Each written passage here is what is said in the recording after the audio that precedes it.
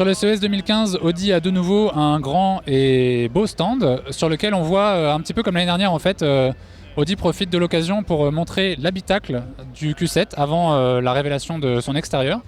Donc je suis avec Grégory qui va nous présenter un petit peu les nouveautés de cet habitacle. Bonjour Romain.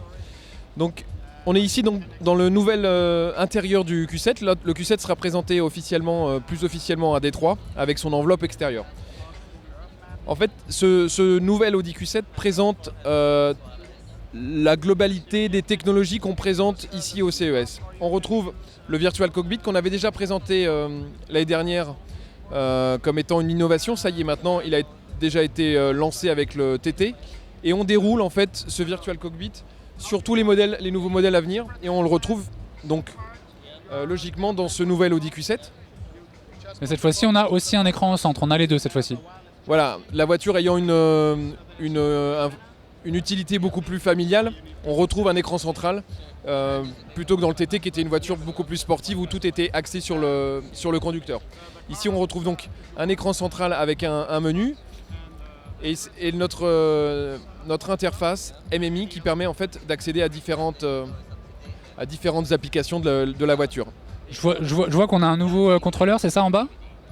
On a un nouveau touchpad qui est beaucoup plus grand et qui permet d'avoir beaucoup plus de fonctions et d'accéder à beaucoup plus de menus, d'avoir des chiffres aussi. C'est des fonctions programmables, c'est ça ? Des fonctions qui sont déjà programmables. Et ça permet aussi, on est un constructeur mondial, de rentrer des caractères par exemple chinois ou des caractères beaucoup plus grands, beaucoup plus internationaux. D'accord. Donc dans le Virtual Cockpit, on peut, je suppose, de nouveau avoir la navigation, etc. C'est ça ?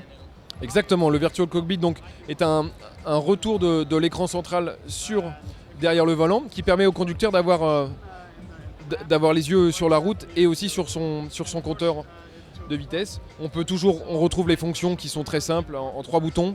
On arrive à modifier différentes fonctions et à avoir des vues différentes, notamment sur la navigation ou sur la vitesse ou le compteur le compte tour.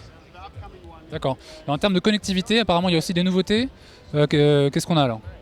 Alors, c'est une nouveauté qui arrive aussi avec le Q7, c'est qu'on intègre désormais Apple CarPlay et Google Android Auto, qui seront en fait une option dans la voiture avec Audi Connect.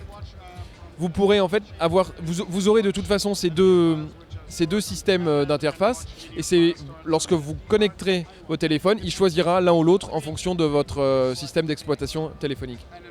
CarPlay, on est habitué à le voir sur des écrans tactiles dans les voitures. Là, en l'occurrence, l'écran n'est toujours pas tactile, c'est ça ? Donc comment est-ce qu'on s'en sert ?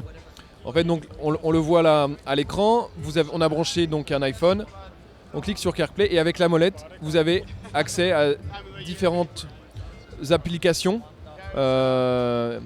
Et tout est contrôlable via la molette du MMI. D'accord. Quand est-ce que c'est disponible tout ça alors ? À la commercialisation du Q7, c'est-à-dire premier semestre de cette année. D'accord, merci beaucoup.